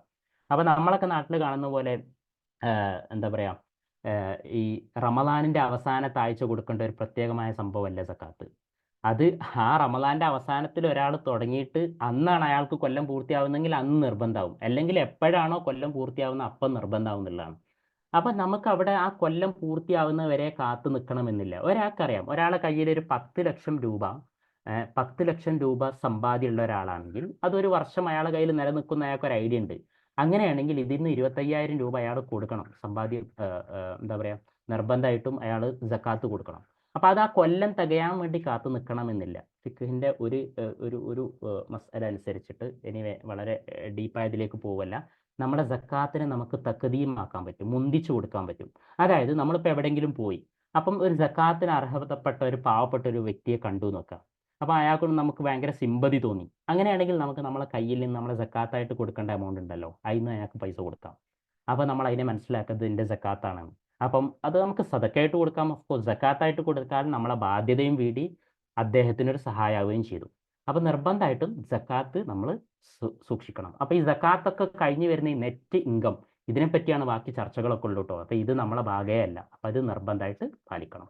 ഓഫ് കോഴ്സ് സക്കാത്ത് നിർബന്ധമാണ്, സദക്ക കൊടുക്കൽ സുന്നത്താണ്, റൈറ്റ്. അപ്പോൾ സദക്കയെ നമ്മൾ നിർബന്ധമായിട്ടും നമ്മൾ ചെയ്തിരിക്കണം. നിർബന്ധം എന്ന് വെച്ചാൽ നമ്മളെ സമൂഹത്തിൽ ഒരു സോഷ്യൽ വെൽഫെയർ ഉണ്ടാവണമെങ്കിൽ, പാവപ്പെട്ട ആളുകൾക്കും ഒരു ഡിഗ്നിഫൈഡ് ആയിട്ടുള്ള ഡീസൻ്റ് ആയിട്ടുള്ള ലൈഫ് ഉണ്ടാവണമെങ്കിൽ സദക്ക ഉണ്ടായിരിക്കണം. നമ്മൾ ഹദിയ കൊടുക്കണം, ഗിഫ്റ്റുകൾ കൊടുക്കണം, അതൊക്കെ നമ്മളെ സമൂഹത്തിൻ്റെ ഒരു ഭാഗമാണ്. പക്ഷെ അത് ഓവറായിട്ട് എക്സസീവായിട്ട് ചെയ്യാതിരിക്കുക നമ്മളെ ഒരു പ്ലാനിൻ്റെ ഭാഗമായിട്ട് ചെയ്യേണ്ടതാണ്. അതുപോലെ നമ്മൾ സക്കാത്ത് സദക്കയൊക്കെ കൊടുക്കുമ്പോൾ ശ്രദ്ധിക്കേണ്ട ഒരു കാര്യം, നമ്മുടെ കുടുംബത്തിൽ തന്നെ പെട്ട പാവപ്പെട്ടവരായ ആളുകളുണ്ട്, നമ്മൾ അവരെ ഒരിക്കലും മറന്നു പോകരുത്. പല സമയത്തും കാണുന്നൊരു സംഭവം, നമ്മുടെ നാട്ടിലൊക്കെ ഉള്ള ഒരുപാട് കൊടുക്കുന്ന ആളുകൾ പിന്നെ ഒരുപാട് ആളുകൾക്ക് പലതും കൊടുക്കും, പക്ഷെ അവരെ കുടുംബത്തിൽ തന്നെ ഒരുപാട് പാവപ്പെട്ട ആളുകളുണ്ടാവും, പക്ഷെ അവരെ ശ്രദ്ധിക്കാറില്ല. പുറത്തുള്ള പല ആളുകൾ കൊടുക്കും. അത് നമ്മുടെ കുടുംബത്തിൽ ഒരാൾ സ്ട്രഗിൾ ചെയ്യുന്നുണ്ടെങ്കിൽ ഒരുപക്ഷെ നമുക്ക് പുറത്തൊന്നും കാണാൻ പറ്റില്ല, ഭയങ്കര അഭിമാനബോധമുള്ള ആളുകളാണെങ്കിൽ അവർ വളരെ ഡീസൻ്റ് ആയിരിക്കും പുറത്ത് ജീവിക്കുക, അവർ ചോദിക്കൊന്നുമില്ല. നമ്മുടെ കുടുംബത്തിലുള്ള ആളുകളെ നമ്മൾ പ്രത്യേകം പരിഗണിക്കണം. പിന്നെ സക്കാത്ത് നമുക്ക് വളരെ അടുത്ത ആളുകൾക്ക് കൊടുത്താൽ ചിലപ്പോൾ ശരിയാവില്ല. കൊടുത്താൽ ശരിയാവുന്ന ആളുകൾ എന്താണെന്നൊക്കെ ഉള്ളത് സക്കാത്തിനെ പറ്റിയുള്ള ഡീറ്റെയിൽ ആയ ഒരു ചർച്ചയിൽ പറയാം. അപ്പം അത് നമ്മൾ ശ്രദ്ധിക്കണം എന്ന് പറയാം. ഓക്കെ, ഇനി പെട്ടെന്ന് അടുത്തത്. അപ്പോൾ നമ്മൾ നമ്മളെ സേവിങ്സ് നമ്മൾ മനസ്സിലാക്കി, നമ്മളെ എക്സ്പെൻസുകളെ കൺട്രോൾ ചെയ്തു, ഇൻകത്തിനെ വർദ്ധിപ്പിക്കാൻ വേണ്ടി ശ്രമിച്ചു. ഇനി നമുക്ക് വെൽത്ത് ക്രിയേറ്റ് ചെയ്യണമെന്നുണ്ടെങ്കിൽ സ്വാഭാവികമായിട്ടും നമ്മൾ സേവ് ചെയ്ത സാധനത്തിനെ നമുക്ക് ഇൻവെസ്റ്റ്മെൻ്റ് ആക്കി മാറ്റണം. സേവ് ഇങ്ങനെ ചെയ്ത് വെച്ചുകൊണ്ട് അതിൽ നിന്ന് നമുക്ക് കൂടുതൽ റിട്ടേൺ ഉണ്ടാവില്ലല്ലോ. അപ്പോൾ ഇൻവെസ്റ്റ്മെൻറ്റ് എന്ന് പറഞ്ഞാൽ എന്താ? ഇൻവെസ്റ്റ്മെൻറ്റ് എന്ന് പറയുന്നത് നമുക്കൊരു ബിസിനസ് തുടങ്ങാം, അല്ലെങ്കിൽ ഒരു പ്രോപ്പർട്ടി ഉണ്ടാക്കാം, ഒരു അസറ്റ് ഉണ്ടാക്കാം, അല്ലെങ്കിൽ മാർക്കറ്റിൽ ഇൻവെസ്റ്റ് ചെയ്യാം, അല്ലെങ്കിൽ ഒരു ബിസിനസ്സിൽ ഷെയർ കൂടാം. അപ്പം ഒരു റിട്ടേൺ ജനറേറ്റ് ആവുന്ന എന്ത് സംഗതിയും നമ്മൾ ഇൻവെസ്റ്റ്മെൻറ്റ് എന്ന് പറയും. നമ്മളിപ്പോൾ ബാങ്കിൽ വെക്കുന്നതിന് സാധാരണ ഇൻവെസ്റ്റ്മെൻറ്റ് എന്ന് പറയില്ല കേട്ടോ. നമ്മൾ നിക്ഷേപം എന്നാണ് ഇൻവെസ്റ്റ്മെൻറ്റിനും പറയാറുള്ളത്, സേവിങ്സിനെ നിക്ഷേപം എന്നാണ് പറയാറുള്ളത്. ഇൻവെസ്റ്റ്മെൻറ്റ് എന്ന് പറഞ്ഞാൽ റിട്ടേൺ കിട്ടുന്ന സാധനത്തിനാണ് ഇക്കണോമിക് ടേംസിൽ ഇൻവെസ്റ്റ്മെൻറ്റ് എന്ന് പറയാം. ബാങ്കിൽ നമ്മൾ പൈസ ഡെപ്പോസിറ്റ് ചെയ്യാണ്, അതിൽ നിന്ന് റിട്ടേൺ കിട്ടുന്നുണ്ട്, അത് ഇൻട്രസ്റ്റ് ആണ്, അത് നമുക്ക് ഹലാലല്ല. അപ്പം നമുക്ക് സ്വാഭാവികമായിട്ടും അതിന് നമ്മൾ ഇൻവെസ്റ്റ്മെൻറ്റ് എന്ന് പറയില്ല, റൈറ്റ്. അപ്പോൾ ഇൻവെസ്റ്റ്മെൻറ്റ് എന്ന് പറയുന്നത് നമുക്ക് റിട്ടേൺ കിട്ടുന്ന ഹലാലായ മാർഗത്തിലുള്ള ഇൻവെസ്റ്റ്മെൻറ്റുകൾ, അത് നമ്മൾ ചെയ്യണം. അത് ചെയ്താൽ മാത്രമേ നമ്മുടെ വെൽത്ത് വളരുകയുള്ളൂ. കാരണം നമ്മൾ ഇൻവെസ്റ്റ് ചെയ്തിട്ടില്ലെങ്കിൽ ഒരു പ്രശ്നം എന്ന് പറയുന്നത്, ഇന്ത്യ പോലുള്ള ഒരു രാജ്യത്ത് ഇപ്പം നിലവിൽ 5 മുതൽ 6% വരെ ഇൻഫ്ലേഷൻ ഉണ്ട്. ഇൻഫ്ലേഷൻ എന്ന് പറഞ്ഞാൽ പണപ്പെരുപ്പം എന്ന് വെച്ചാൽ ഒരു വർഷം കഴിയുമ്പോൾ നമ്മളെ കയ്യിലുള്ള 100 രൂപക്ക് 100 രൂപേൻ്റെ വാല്യൂ ഉണ്ടാവില്ല, 95 രൂപേൻ്റെ വാല്യൂ ഉണ്ടാവുള്ളൂ. അപ്പോൾ 1 ലക്ഷം നമ്മൾ ഹോൾഡ് ചെയ്യുന്നുണ്ടെങ്കിൽ ഒരു വർഷം കഴിഞ്ഞാൽ ആ ഒരു വർഷം കഴിഞ്ഞ് കഴിഞ്ഞാൽ 1 ലക്ഷത്തിന് അത്ര വാല്യൂ ഇല്ല, അത് 5-6% അതിൻ്റെ വാല്യൂ കുറഞ്ഞു. അപ്പം നമ്മൾ 5-6% കൂടുതൽ വരുന്ന റിട്ടേൺ കിട്ടുന്ന ഒരു അസറ്റിൽ നമ്മൾ ഇൻവെസ്റ്റ് ചെയ്തിട്ടില്ലെങ്കിൽ actually our money is not growing, in fact that is reducing. അപ്പോൾ നമുക്ക് ഇൻഫ്ലേഷനെ ബീറ്റ് ചെയ്യണമെന്നുണ്ടെങ്കിൽ നിലവിലുള്ള ഇൻഫ്ലേഷൻ റേറ്റിനേക്കാൾ കൂടുതൽ റിട്ടേൺ കിട്ടുന്ന ഒരു ബിസിനസ്സിൽ അല്ലെങ്കിൽ ഒരു ഇൻവെസ്റ്റ്മെൻറ്റ് നമ്മൾ നടത്തിയിരിക്കണം. ഓഫ് കോഴ്സ് നമ്മൾ ഇസ്ലാമികമായിട്ട് എത്തിക്കലായിട്ട് ഇൻവെസ്റ്റ്മെൻറ്റ് ചെയ്യുമ്പോൾ നമ്മൾ ഒരുപാട് കാര്യങ്ങൾ നമ്മൾ ശ്രദ്ധിക്കണം. ഹലാലായ ഇൻവെസ്റ്റ്മെൻറ്റുകൾ, ഹലാലായ ബിസിനസ്സിൽ ഇൻവെസ്റ്റ് ചെയ്യാവും. അവിടെ നമ്മൾ ശ്രദ്ധിക്കേണ്ട ഒരു കാര്യം, നമ്മളെ റിസ്ക് ടോളറൻസ്, നമുക്ക് എത്രമാത്രം റിസ്ക് എടുക്കാം. നമ്മളെ കംപ്ലീറ്റ് സമ്പാദ്യം കൊണ്ടുപോയിട്ട് റിസ്കി ആയ ഒരു ഇൻവെസ്റ്റ്മെൻറ്റ് ചെയ്യാൻ പാടില്ല. കാരണം ഓഫ് കോഴ്സ് ആ ബിസിനസ് അങ്ങോട്ട് പൊട്ടിക്കഴിഞ്ഞാൽ നമ്മളെ കുടുംബം കുട്ടിച്ചോറാവുന്ന അവസ്ഥയിലേക്ക് പോകരുത്. അപ്പോൾ നമുക്ക് എത്രമാത്രം റിസ്ക് എടുക്കാൻ പറ്റുമോ അതിനനുസരിച്ചാണ് നമ്മൾ പ്ലാൻ ചെയ്യേണ്ടത്. അത് ഡീറ്റെയിൽ ആയിട്ട് സംസാരിക്കേണ്ട ഒരു കാര്യമാണ്. ശരിക്കും ഇതൊക്കെ എന്ന് പറയുന്ന ഓരോ വ്യക്തികൾക്കും അനുസരിച്ച് നമ്മൾ പ്ലാൻ ചെയ്യേണ്ട ഒരു കാര്യമാണ്. നമ്മളെ വീടിൻ്റെ കാര്യം എന്ന് പറയുന്ന എല്ലാവർക്കും ഒരേ വീടിൻ്റെ പ്ലാൻ അല്ലല്ലോ. അതേപോലെ തന്നെ ഓരോ വ്യക്തികൾക്കും ഡിഫറെൻ്റ് ആയിട്ട്, ഇൻഡിവിജ്വലായിട്ട്, സെപ്പറേറ്റ് ആയിട്ട് ഒരു ഫൈനാൻഷ്യൽ പ്ലാൻ ഉണ്ടായിരിക്കണം. എന്തുകൊണ്ട്? കാരണം ഓരോരുത്തർക്കും അവരുടെ സാഹചര്യങ്ങൾ വ്യത്യസ്തമാണ്, കുടുംബത്തിലെ ഉത്തരവാദിത്തങ്ങൾ വ്യത്യസ്തമാണ്, കുട്ടികളുടെ എണ്ണം വ്യത്യസ്തമാണ്, കുട്ടികളുടെ നിലവാരം, ആരോഗ്യസ്ഥിതി ഒക്കെ വ്യത്യസ്തമാണ്. അപ്പോൾ ഓരോരുത്തർക്കും ഡിഫറെൻ്റ് ആയിട്ട് പേഴ്സണലൈസ് ചെയ്തുകൊണ്ട്, ടൈലർ ചെയ്തുകൊണ്ട് ഒരു ഫൈനാൻഷ്യൽ പ്ലാൻ ഉണ്ടാക്കണം എന്നുള്ളതാണ്. ശരിക്കും ഒരു ഫൈനാൻഷ്യൽ അഡ്വൈസറെ കൺസൾട്ട് ചെയ്തുകൊണ്ട് ഉണ്ടാക്കേണ്ട ഒരു സംഭവമാണ് ഫൈനാൻഷ്യൽ പ്ലാൻ എന്ന് പറയുന്നത്. അപ്പം അത്രയും ഇമ്പോർട്ടൻസ് നമ്മൾ കൊടുക്കേണ്ട ഒരു കാര്യമാണ്. പിന്നെ ഇൻവെസ്റ്റ്മെൻറ്റ് ഹൊറൈസൺ, നമുക്ക് എത്ര കാലത്തേക്ക് ഇൻവെസ്റ്റ് ചെയ്യാൻ പറ്റും. ചിലപ്പോൾ നമ്മളെ കയ്യിലുള്ള പൈസ നമുക്ക് 1 വർഷം 2 വർഷം കഴിഞ്ഞിട്ട് ആവശ്യമുള്ളതാണെങ്കിൽ ഒരു ലോങ് ടേം ഇൻവെസ്റ്റ്മെൻറ്റിലേക്ക് നമുക്ക് ലോക്ക് ചെയ്യാൻ പറ്റില്ല, റൈറ്റ്. അപ്പോൾ അതൊക്കെ നമ്മൾ തീരുമാനിക്കണം. അതുപോലെ നമ്മൾ ആ ഇൻവെസ്റ്റ് ചെയ്യുന്ന എന്ത് പർപ്പസിന് വേണ്ടിയിട്ടാണ്. ഇപ്പോൾ ഞാൻ ഇന്ന് ഇൻവെസ്റ്റ് ചെയ്തു, ഞാൻ 10 വർഷം 20 വർഷം കഴിയുമ്പോൾ എൻ്റെ ജോബിൽ നിന്ന് റിട്ടയർ ആകും, അപ്പോൾ എനിക്കൊരു റിട്ടയർമെൻറ്റ് ഫണ്ടായിട്ടാണ്. അല്ലെങ്കിൽ 10 വർഷം കഴിയുമ്പോൾ എൻ്റെ കുട്ടീൻ്റെ വിദേശത്തിലേക്ക് പഠിക്കാൻ വേണ്ടി പോകണം, അവൻ്റെ ആവശ്യത്തിനാണ്, അല്ലെങ്കിൽ കുട്ടികളുടെ കല്യാണത്തിന് വേണ്ടിയിട്ടാണ്, അല്ലെങ്കിൽ വീട് വെക്കാൻ വേണ്ടിയിട്ടാണ്. അപ്പോൾ എന്തെങ്കിലും ഒരു ഗോൾ അനുസരിച്ചിട്ടാണ് നമ്മൾ ഇൻവെസ്റ്റ് ചെയ്യുക. അപ്പം ആ ഗോളിനെ മീറ്റ് ചെയ്യാൻ പറ്റുന്ന രൂപത്തിൽ ആ സമയത്തുള്ള ഇൻഫ്ലേഷനെ പരിഗണിച്ചുകൊണ്ട് പറ്റുന്ന റിസ്കിനെ പരിഗണിച്ചുകൊണ്ട് ഇൻവെസ്റ്റ്മെന്റ് ടൈം ഹൊറൈസനെ പരിഗണിച്ചുകൊണ്ടായിരിക്കണം നമ്മൾ ഇൻവെസ്റ്റ്മെന്റ് നടത്തേണ്ടത്. അഗെയിൻ അവിടെയൊക്കെ നമുക്കൊരു എക്സ്പേർട്ട് അഡ്വൈസ് ആവശ്യമുള്ള ഒരു മേഖലയാണ്. റൈറ്റ്, ഞാൻ പെട്ടെന്ന് പറഞ്ഞു. അതുപോലെ മറ്റ് പ്രധാനപ്പെട്ട ഒരു ഇമ്പോർട്ടൻസ് കൊടുക്കേണ്ട ഒരു ഫൈനാൻഷ്യൽ പ്ലാനിങ്ങിന്റെ ഭാഗമായിട്ട് നമ്മൾ ചെയ്യേണ്ട ഒരു സംഗതിയാണ് എമർജൻസി പ്ലാനിങ്. കാരണം നമ്മുടെ ലൈഫൊക്കെ ഭയങ്കര അൺസർട്ടൈൻ ആണ്. നമുക്ക് എന്തും സംഭവിക്കാം. അസുഖം വരാം, ആക്സിഡന്റ് സംഭവിക്കാം, ഒരു ഒരു സുപ്രഭാതത്തിൽ എന്തെങ്കിലും ഇപ്പം നമ്മളെ വയനാട്ടിൽ നമുക്കാക്കട്ടെ, വയനാട്ടിൽ സംഭവിച്ച പോലെ എന്തെങ്കിലും പ്രകൃതി ദുരന്തങ്ങൾ വരാം, എന്തും വരാം. അപ്പോൾ നമ്മൾ ഒരുപാട് സേവിങ്സ് ഉണ്ടായതുകൊണ്ട് മാത്രം നമുക്ക് സേഫ് ആയിട്ട് ഇരിക്കാനൊന്നും കഴിയില്ല. ഒറ്റയടിക്ക് നമ്മളെ സേവിങ്സ് ഒക്കെ വാഷ് ഔട്ട് ആയി പോവാം. അല്ലെങ്കിൽ എന്തെങ്കിലും പെട്ടെന്നൊരു നിയമം മാറി, അപ്പം നമ്മളെ കംപ്ലീറ്റ് ആ രാജ്യത്ത് നമ്മളെ ബിസിനസ് ഫുള്ള് പൊട്ടിപ്പോയി, അല്ലെ നമുക്ക് ബിസിനസ് നടക്കാൻ പറ്റാതെയായി. അപ്പം അങ്ങനെ പല രൂപത്തിലുള്ള റിസ്കുകൾ നമുക്ക് വരാം. അപ്പം അതിന് വേണ്ടിയിട്ട് ഒരു എമർജൻസി പ്ലാൻ ടിപ്പിക്കലി നമുക്ക് ഉണ്ടായിരിക്കണം. നമ്മളെ ജോബ് നമുക്ക് നഷ്ടപ്പെടാം, അല്ലെങ്കിൽ ഒരു മെഡിക്കൽ കേസ് നമുക്ക് വരാം, അല്ലെങ്കിൽ എന്തെങ്കിലും ഒരു അസുഖമോ എന്തും വരാം. അങ്ങനെയൊക്കെ വരുന്ന സമയത്ത് നമുക്ക് ഒരു താൽക്കാലികമായിട്ട് പിടിച്ചു നിൽക്കാൻ രൂപത്തിലുള്ള ഒരു സംഭവം നമുക്ക് വരണം. അതിന് സാധാരണഗതിയിൽ ഇൻഷുറൻസ് എടുക്കുക എന്ന് പറയുന്ന ഒരു സംഭവമുണ്ട്. ഇൻഷുറൻസ് ആസ് സച്ച് നമുക്ക് അനുവദനീയമല്ല, പക്ഷെ അതിന് നമുക്ക് പറ്റുന്ന രൂപത്തിലുള്ള വേറെ വഴികളുണ്ട്. ഇൻഷാല്ലാ ഡീറ്റെയിൽ ആയിട്ട് മറ്റൊരു സെഷനിൽ സംസാരിക്കാം. തക്കാഫുൽ എന്നൊക്കെ പറയുന്ന പരിപാടിയുണ്ട്, ഇസ്ലാമികമായിട്ട് അനുവദനീയമായ സംഭവം. അത് ഇന്ത്യയിൽ അത്ര പ്രൊമിനൻ്റ് അല്ല. ഒരുപാട് GCC കൺട്രീസിലുള്ള ആളുകളുണ്ടാവും. അതിന് പറ്റുന്ന മാർഗങ്ങൾ നമുക്ക് വേറെ സ്വീകരിക്കണം. റൈറ്റ്. അപ്പം ഇതിന് പറയുന്ന ഒരു ഒരു ഒരു റൂൾ ഓഫ് തമ്പ് എന്ന് പറയുന്നത്, നമുക്ക് എമർജൻസി ഫണ്ടായിട്ട് നമ്മൾ എത്ര കയ്യിൽ സൂക്ഷിക്കണം. നോർമലി നമുക്കൊരു 6 മാസത്തേക്ക് നമുക്ക് വേണ്ട ഒരു ലിവിങ് എക്സ്പെൻസ് എത്രയാണോ അത്രയും എമൗണ്ട് നമ്മളെ കയ്യിൽ എമർജൻസി ഫണ്ടായിട്ട് വേണം. അതായത് നിങ്ങളുടെ മാസത്തെ സാറ് പിന്നെ ആ വോയിസ് ഒന്ന് ബ്രേക്ക് ആയി പോയി. ഇൻഷുറൻസിനെ കുറിച്ചിട്ട് പറഞ്ഞത് അതൊരു ഇമ്പോർട്ടന്റ് ആയിട്ടുള്ള കാര്യമായിരുന്നു. സോറി, വോയിസ് ബ്രേക്ക് ആകുന്നുണ്ടോ? ഇപ്പൊ ക്ലിയർ ആയി. ഒന്നുകൂടി പറയാം. ഞാൻ റിപ്പീറ്റ് ചെയ്യാം. ഞാൻ പറയുന്നത് നമ്മളെ ലൈഫിൽ റിസ്ക്, അൺസർട്ടൈനിറ്റി, അനിശ്ചിതത്വം എന്ന് പറയുന്ന ഒന്നും സെർട്ടൈൻ അല്ല. അപ്പം അതിനെ നമുക്ക് മിറ്റിഗേറ്റ് ചെയ്യാനുള്ള ഒരു മാർഗം എന്ന് പറയുന്നത് ഇൻഷുറൻസ് എടുക്കുക എന്നുള്ളതാണ്. അപ്പം നിങ്ങളൊക്കെ വിദേശത്ത് ജോലി ചെയ്യുന്ന ആളുകൾക്ക് നിങ്ങൾക്കറിയാം, അവിടെ നിർബന്ധമായിട്ടും കമ്പനീൻ്റെ ഇൻഷുറൻസ് എടുക്കേണ്ടി വരും. ഹെൽത്ത് ഇൻഷുറൻസ് എടുക്കേണ്ടി വരും, ലൈഫ് ഇൻഷുറൻസ് എടുക്കേണ്ടി വരും. പക്ഷെ അത് ആസ് സച്ച് നമുക്ക് അനുവദനീയമല്ല. അപ്പോൾ അത് ഡീറ്റെയിൽ ആയിട്ട് നമുക്ക് സംസാരിക്കേണ്ട ഒരു കാര്യമാണ്. നമുക്ക് ഇൻഷുറൻസ് എടുക്കാതെ ആ നാട്ടിൽ നമുക്ക് ജോലി ചെയ്യാൻ പറ്റില്ല, ആ കമ്പനി ജോലി ചെയ്യാൻ പറ്റില്ല. അപ്പം നമ്മൾ എന്ത് ചെയ്യണം, അതൊക്കെ ഡീറ്റെയിൽ ആയിട്ട് സംസാരിക്കണം. നമുക്ക് പെട്ടെന്ന് പറയാൻ കഴിയില്ല. അതിനെപ്പറ്റി തന്നെ വേറെ തന്നെ ഒരു സെഷൻ ചെയ്യേണ്ട ഒരു കാര്യമാണ്. അപ്പം അതിനെങ്ങനെ മിറ്റിഗേറ്റ് ചെയ്യാന്നുള്ളത്. അനുവദനീയമായ ഇൻഷുറൻസുകളുണ്ട്, തക്കാഫുൽ എന്നൊക്കെ പറയും, ഇസ്ലാമിക് ഫൈനാൻസിൻ്റെ വേൾഡിൽ. അത് ഒരുപാട് രാജ്യങ്ങളിലുണ്ട്, ഇന്ത്യയിൽ അത്ര പ്രോമിനൻ്റ് അല്ല. ഓക്കെ. അപ്പോൾ ഒരു സിമ്പിളായൊരു സംഭവം നമുക്ക് ചെയ്യാൻ പറ്റുന്നതെന്ന് പറയുന്നത്, നമ്മളെ ഒരു മാസത്തെ ചെലവ്, ലിവിങ് എക്സ്പെൻസ് എത്രയാണോ അതിൻ്റെ 6 മടങ്ങ് നമ്മളെ കയ്യിൽ എമർജൻസി ഫണ്ടായിട്ട് വെക്കണം. സപ്പോസ് നിങ്ങളെ ഒരു മാസത്തെ എക്സ്പെൻസ്, നിങ്ങളുടെയും നിങ്ങളുടെ ആശ്രിതരുടെയും, ആശ്രിതർ നിങ്ങളെ ഭാര്യയ്ക്ക് ജോലിയൊന്നുമില്ല, കുട്ടികൾ, അവർക്കൊക്കെ ആശ്രിതർ, എല്ലാവരുടെയും ഒരു ഫാമിലിൻ്റെ എക്സ്പെൻസ് 40,000 ഒരു മാസമെങ്കിൽ നിങ്ങൾ അതിൻ്റെ 6 മടങ്ങ് 6 മാസത്തേക്കുള്ള എക്സ്പെൻസ് നിങ്ങൾ ഉണ്ടായിരിക്കണം. അതായത് 2,40,000 രൂപ എമർജൻസി ഫണ്ടായിട്ട് കയ്യിൽ വെക്കണം എന്നാണ് ഫൈനാൻഷ്യൽ എക്സ്പെർട്ടുകൾ പറയുന്നത്. അപ്പം പെട്ടെന്ന് എന്തെങ്കിലുമൊക്കെ സംഭവിക്കുകയാണെങ്കിൽ നമുക്കതിനെ മിറ്റിഗേറ്റ് ചെയ്യാൻ പറ്റും. ഇതിനെയും ഞാൻ നേരത്തെ പറഞ്ഞ പോലെ നമ്മൾ എപ്പോഴും ഉപയോഗിക്കുന്ന ഒരു അക്കൗണ്ടിൽ വെക്കരുത്. ഗൂഗിൾ പേ, കാർഡ്, ഡെബിറ്റ് കാർഡ് ഇതെല്ലാം ഇല്ലാത്ത ഒരു അക്കൗണ്ടിൽ സേഫ് ആക്കിയിട്ട് വേറെ എവിടെയെങ്കിലും വെക്കുക. എന്നാൽ അവിടുന്ന് ആ പൈസ അങ്ങോട്ട് പിൻവലിക്കുക എന്ന് പറഞ്ഞാൽ കുറച്ച് ബുദ്ധിമുട്ടുള്ള ഒരു കാര്യമാണ്. അങ്ങനെയൊക്കെ വെക്കാം. അപ്പം അത് ഒക്കെ ഈസി ആയിട്ട് ചെയ്യാൻ പറ്റുന്ന ഓരോ മാർഗ്ഗങ്ങളാണ്. ഡീറ്റെയിൽ ആയിട്ട് നമുക്ക് പിന്നീട് സംസാരിക്കാം. ഓക്കെ.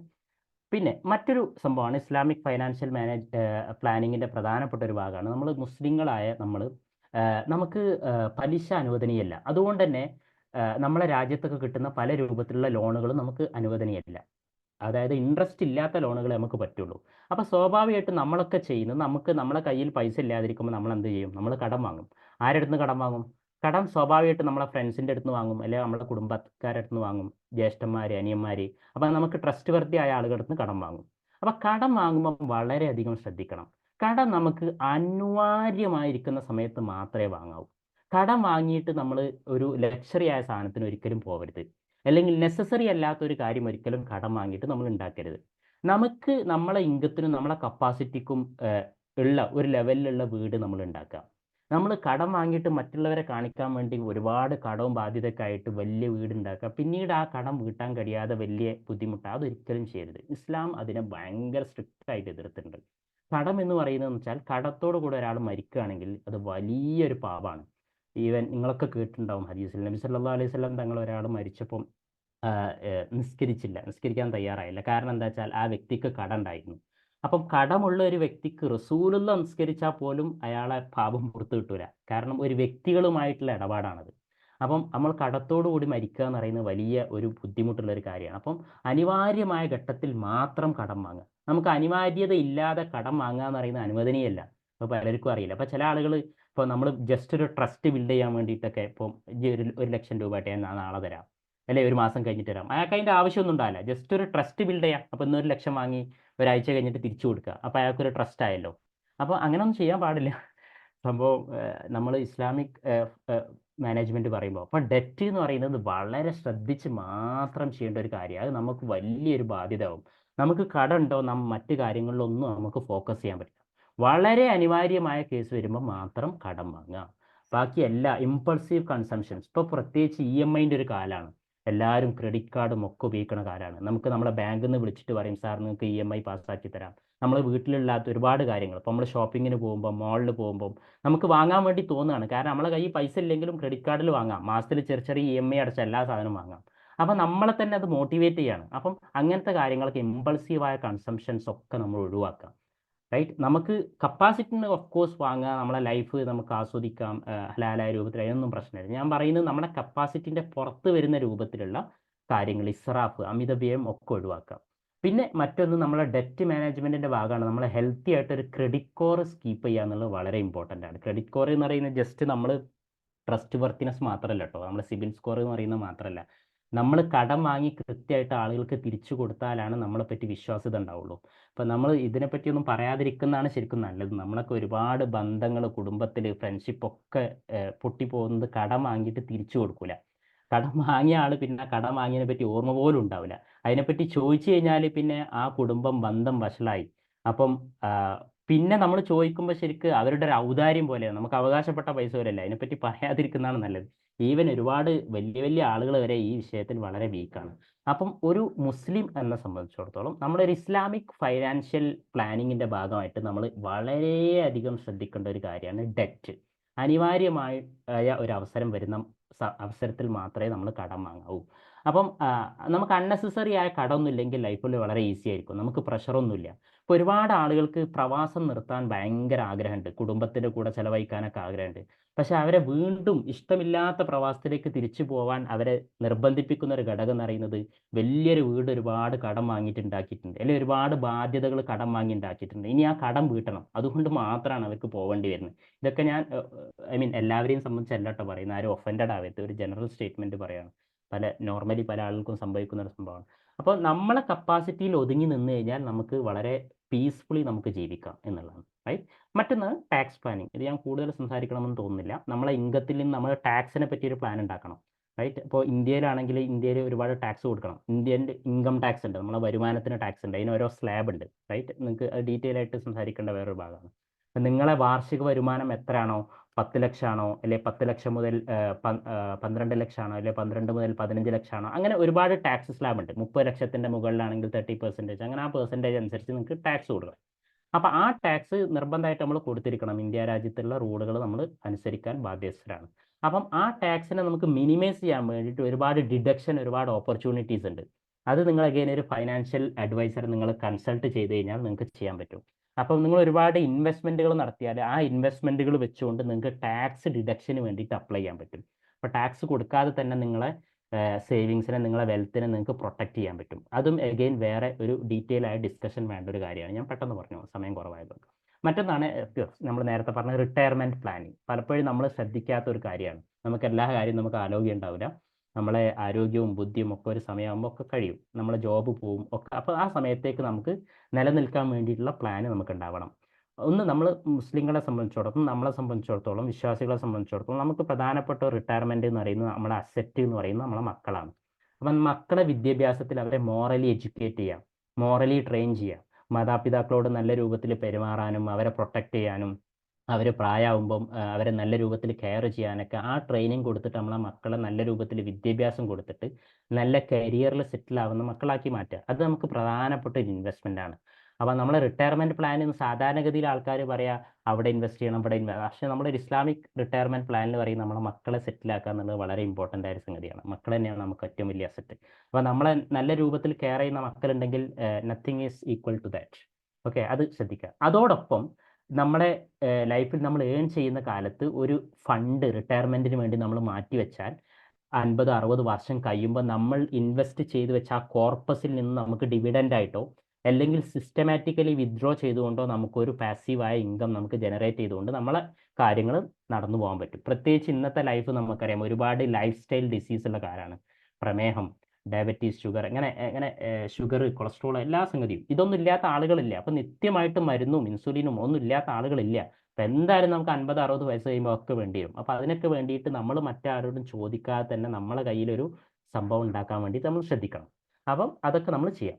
മറ്റൊന്ന്, ഞാൻ നേരത്തെ പറഞ്ഞ പോലെ ഒരു ഇൻകം ജനറേറ്റിംഗ് അസറ്റ് ക്രിയേറ്റ് ചെയ്യാൻ വേണ്ടി എന്തായാലും ശ്രമിക്കാം. ഇൻകം ക്രിയേറ്റിംഗ് ആയ അസറ്റ് എന്താ, അത് വേറെ തന്നെ ഡിസ്കസ് ചെയ്യേണ്ട ഒരു കാര്യമാണ്. ലൈക്ക് ഇപ്പോൾ നമുക്കൊരു നാട്ടിലൊരു കൊമേഴ്ഷ്യൽ സ്പേസ് ഉണ്ടാക്കിയിടാം. നാട്ടിൽ എവിടെയെങ്കിലും കൊമേഴ്ഷ്യൽ സ്പേസ് ഉണ്ടാക്കാം. ഒരു ബിസിനസ്സിൽ ഇൻവെസ്റ്റ് ചെയ്യാം. എന്നിട്ട് അതിൽ നമുക്ക് റിട്ടേൺ ഓൺ ഇൻവെസ്റ്റ്മെൻറ്റ് നമുക്ക് ഉണ്ടാക്കാം.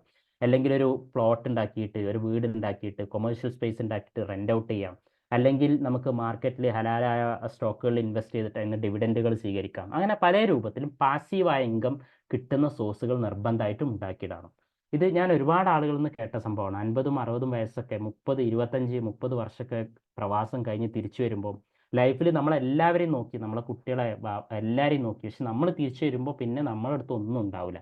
അപ്പം അത് നമ്മൾ കൃത്യമായിട്ട് നമ്മളൊരു ഫൈനാൻഷ്യൽ പ്ലാനിങ്ങിൻ്റെ ഭാഗമായിട്ട് ചെയ്യണം. റൈറ്റ്? അപ്പോൾ അത്രയാണ്. ഞാൻ വളരെ പെട്ടെന്ന് പറഞ്ഞു പോയതാണ്. ഓരോ ടോപ്പിക്സും ഡീറ്റെയിൽ ആയിട്ട് പറയണം. അപ്പം ഞാനൊന്ന് ചുരുക്കിയിട്ട് പറയാം. അപ്പോൾ ഇസ്ലാമിക ഒരു ലോകത്തെ ഫൈനാൻഷ്യൽ പ്ലാനിങ്ങിൻ്റെ ഒരു അടിസ്ഥാനം എന്ന് പറയുന്നത് നമുക്കൊക്കെ അറിയാം. ഹലാലായ രൂപത്തിലുള്ള ഇൻവെസ്റ്റ്മെൻറ്റുകൾ, ഹലാലായ രൂപത്തിലുള്ള കച്ചവടങ്ങൾ, അതിലൂടെയാണ് നമ്മളെ വെൽത്തിനെ ക്രിയേറ്റ് ചെയ്തതും മൾട്ടിപ്ലൈ ചെയ്യേണ്ടതും വളർത്തേണ്ടതൊക്കെ. റൈറ്റ്?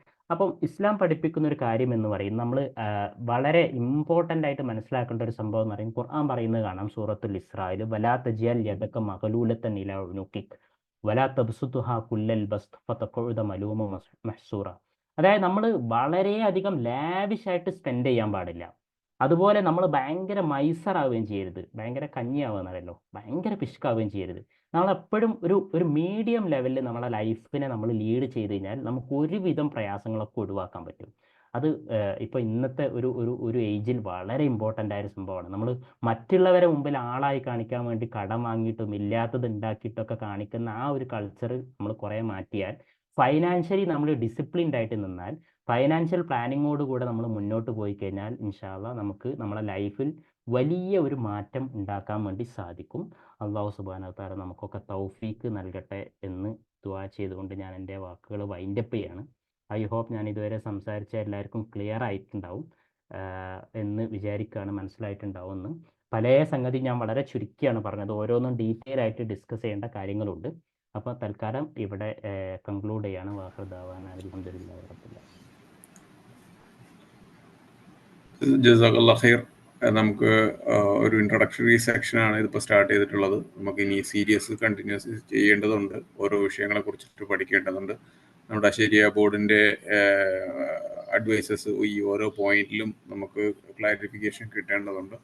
അതുപോലെ നമ്മളെ ഫിനാൻഷ്യൽ പ്ലാനിങ് നമുക്ക് പറ്റുന്ന രീതിയിൽ ഇൻഡിവിജ്വൽസിൽ ഓരോരുത്തരും ചെയ്യേണ്ടതുണ്ട്. ഇൻഷാ അല്ലാഹ് ഇതൊരു ജസ്റ്റ് ഒരു തുടക്കമാണ്. അപ്പോൾ നമുക്ക് ഇതുപോലത്തെ സെഷൻസ് ചുരുങ്ങിയ ഇടയ്ക്ക് ഇത് പെട്ടെന്നൊരു ദിവസം എല്ലാത്തിനും കൂടെ ഒരു സൊല്യൂഷൻ എന്നുള്ള രൂപത്തിലേക്ക് അല്ല നമ്മളിത് ചെയ്യുന്നത്.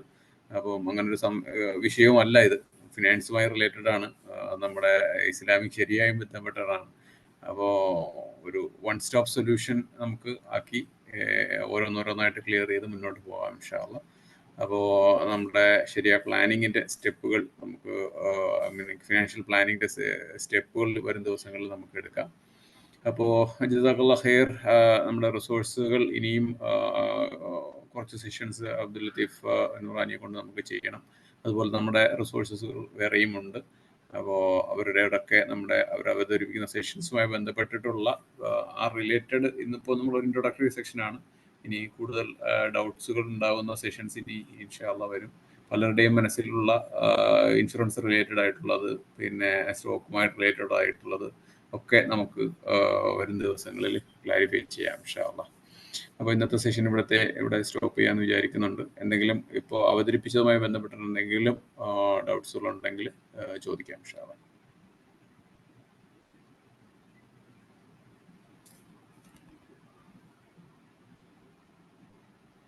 ഹായ്, അസ്സലാമു അലൈക്കും. ഹലോ ചോദിച്ചോളൂ. ഹലോ. വലൈക്കും ആ അസ്സലാം വലൈക്കും ആ, അസ്സലാം. ആ, പറഞ്ഞു. പിന്നെ ഇപ്പൊ ഞാൻ സൗദിയിലാണ് നിൽക്കുന്നത്. ആ ഇൻഷുറൻസിനെ പറ്റിയിട്ട് നമുക്ക് ഹലാലായത് ഇവിടെ ചെയ്യാൻ പറ്റുമോ എന്നുള്ളതൊന്ന് പറഞ്ഞുതരാമോ? നമുക്കൊന്ന് അഡ്വാൻസ് ആയിട്ട് എൻക്വയറി ചെയ്യാൻ വേണ്ടിയിട്ടാണ്. അതെ, ഇൻഷുറൻസിനെ പറ്റി നമ്മൾ വേറെ തന്നെ ഒരു സെഷൻ ചെയ്യേണ്ട ഒരു ടോപ്പിക്കാണ് ശരിക്കും പറഞ്ഞു കഴിഞ്ഞാൽ. നോർമലി നിങ്ങൾ കേൾക്കണ്ടോ? കേൾക്കാം.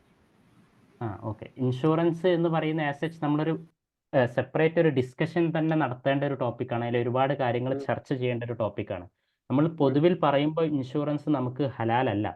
ഇപ്പം നമ്മളെ നാട്ടിലൊക്കെ കാണുന്ന രൂപത്തിലുള്ള ഇൻഷുറൻസ് നമുക്ക് ഹലാലല്ല. നോർമലി 2 രൂപത്തിലുള്ള ഇൻഷുറൻസ് ഉണ്ട്.